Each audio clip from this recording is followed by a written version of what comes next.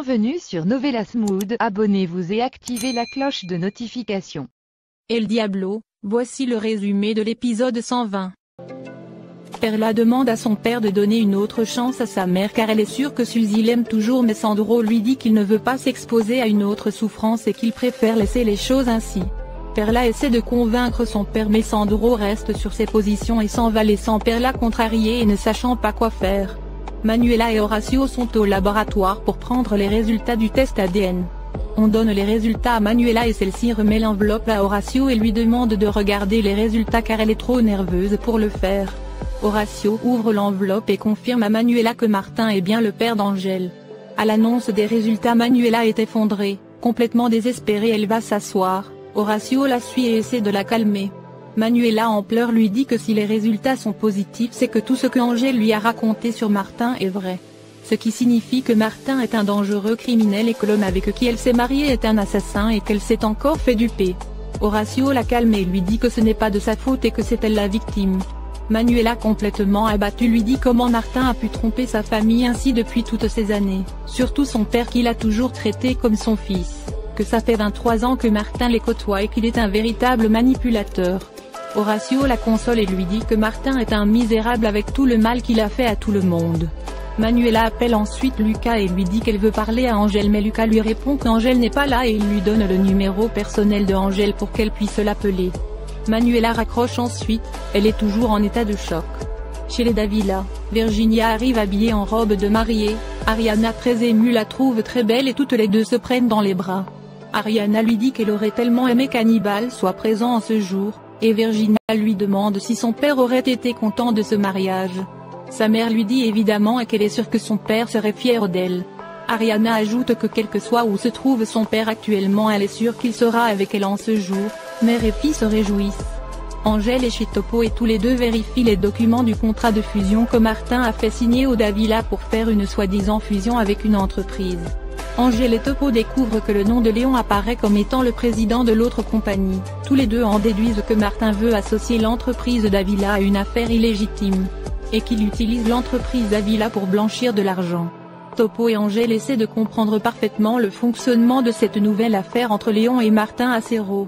Quand au même moment le téléphone de Angèle sonne, il décroche, c'est Manuela qui l'appelle. Elle lui dit qu'elle veut le voir et lui donne rendez-vous pour ce soir. Angèle lui dit qu'il suppose qu'elle a reçu les résultats ADN. Il lui dit qu'il est désolé et que lui aussi aurait préféré que Martin Acero ne soit pas son père. Manuela en pleurs raccroche ensuite, elle complètement effondrée et Horacio la prend dans ses bras pour la réconforter.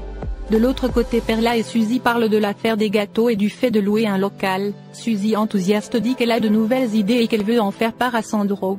Mais Perla dit à sa mère que cette affaire de gâteaux risque de ne jamais se faire car Sandro veut aller rejoindre Esperanza au Mexique. Suzy est choquée et se demande si Sandro est amoureux de Esperanza. Perla lui répond non, que son père se sent juste seul et qu'il veut aller rejoindre Esperanza pour qu'elle lui tienne compagnie. Perla demande à sa mère de faire quelque chose pour empêcher cela mais Suzy lui dit que si Sandro veut partir au Mexique qu'il parte car elle ne fera rien pour l'empêcher de partir. Suzy se lève ensuite et s'en va laissant Perla déboussolée face à l'entêtement de ses parents. À l'appartement de Marina, Cisco dit à Marina qu'il l'a vu coucher avec Cachorro et que s'il le dit à Martin elle aura de très graves problèmes.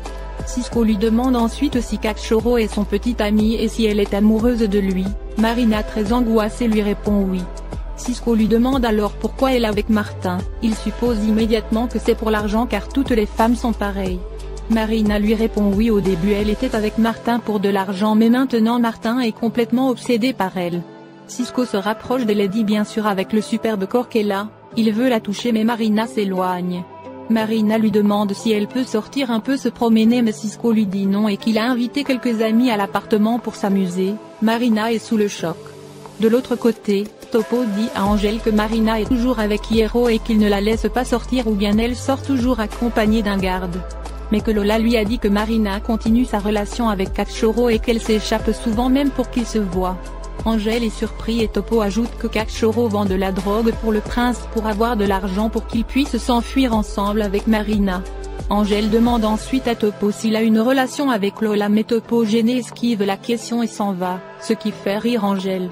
À la cérémonie de mariage, les invités commencent à arriver et Ariana et Jimmy les accueillent. Martin se demande pourquoi Manuela n'est pas encore arrivée et qu'elle était simplement allée chercher des chaussures.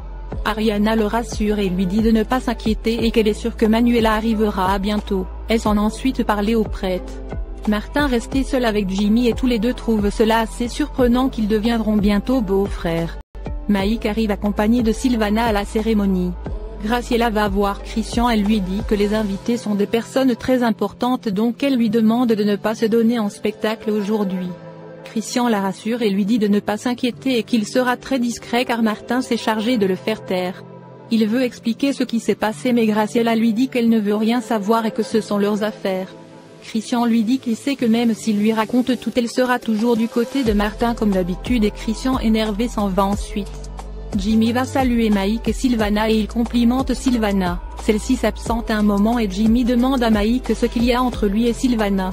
Mike lui répond rien car Sylvana ne veut pas d'une relation sérieuse mais que lui ne veut pas souffrir car ce n'est plus de son âge. Jimmy le comprend et console son ami. Mike lui demande ensuite pourquoi la cérémonie n'a pas encore commencé et Jimmy lui dit que c'est parce qu'il attend de Manuela. Quant au même moment Jimmy aperçoit Manuela arriver. Horacio dit à Manuela qu'elle doit faire semblant que tout va bien avec Martin car aujourd'hui c'est le mariage de sa sœur Virginia donc Martin ne doit rien suspecter. Manuela répond qu'elle sait mais que ça sera très difficile. Au même moment Ariana arrive et dit à Manuela qu'elle commençait à s'inquiéter de ce retard et Manuela s'excuse auprès de sa mère. Ariana va retrouver la mariée qui est très stressée et Ariana lui dit que Manuela est arrivée et que Jimmy l'attend avec impatience. Virginia très contente remercie encore sa mère. Mère et fille sont très heureuses. À la taverne, Suzy fait goûter les gâteaux de Sandro au barman et celui-ci les apprécie et dit que les clients les réclament de plus en plus. Quant au même moment Caccioro arrive et demande à Suzy qu'elle vend ses gâteaux dans le bar de son père et avec la permission de qui. Suzy lui répond que c'est elle la responsable de ce bar qui a décidé de vendre ses gâteaux et que les clients apprécient. Caccioro lui dit qu'il va informer immédiatement son père et qu'il est sûr que celui-ci n'appréciera pas qu'elle vende les gâteaux de ce faux rien de Sandro.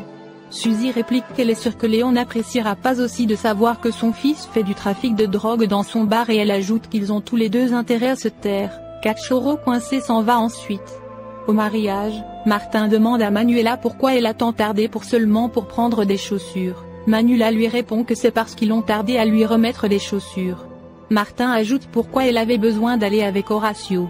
Horacio réplique immédiatement qu'il l'a accompagné parce qu'il connaissait le propriétaire du magasin. Martin agacé se lève et s'en va. Horacio dit ensuite à Manuela qu'elle doit continuer à faire semblant mais Manuela répond qu'elle sait mais que c'est très difficile. Jimmy tout joyeux attend la mariée à la chaire, Virginia fait son entrée toute heureuse.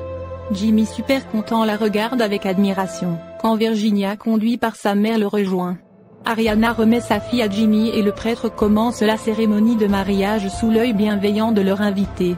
Virginia et Jimmy échangent leurs vœux de mariage et se passent ensuite les alliances de mariage. Tous les deux s'embrassent et sont très heureux. Les amis de Cisco arrivent à l'appartement quand Marina les voit, elle est surprise. Cisco annonce à ses amis que Marina fera un striptease pour eux et que s'ils se comportent bien elle pourra s'occuper de chacun d'entre eux. Les hommes sont très heureux et apprécient beaucoup cette idée. Ils s'asseyent ensuite dans le fauteuil et Cisco emmène Marina à la barre de striptease et lui demande de danser pour eux. Marina sous le choc refuse et lui dit qu'elle ne se prêtera pas à ce jeu sordide mais Cisco la menace et lui dit que si elle ne fait pas tout ce qu'il veut il ira tout raconter immédiatement à Martin et il ordonne à Marina de danser. Lui et ses amis expriment leur impatience. Marina n'a aucun autre choix et commence à danser pour Cisco et ses amis qui l'observent avec désir. Elle est en pleurs totalement désespérée. Merci d'avoir regardé l'épisode. Dites-nous en commentaire ce que vous en avez pensé. Abonnez-vous et activez la cloche de notification pour ne pas manquer les prochains épisodes.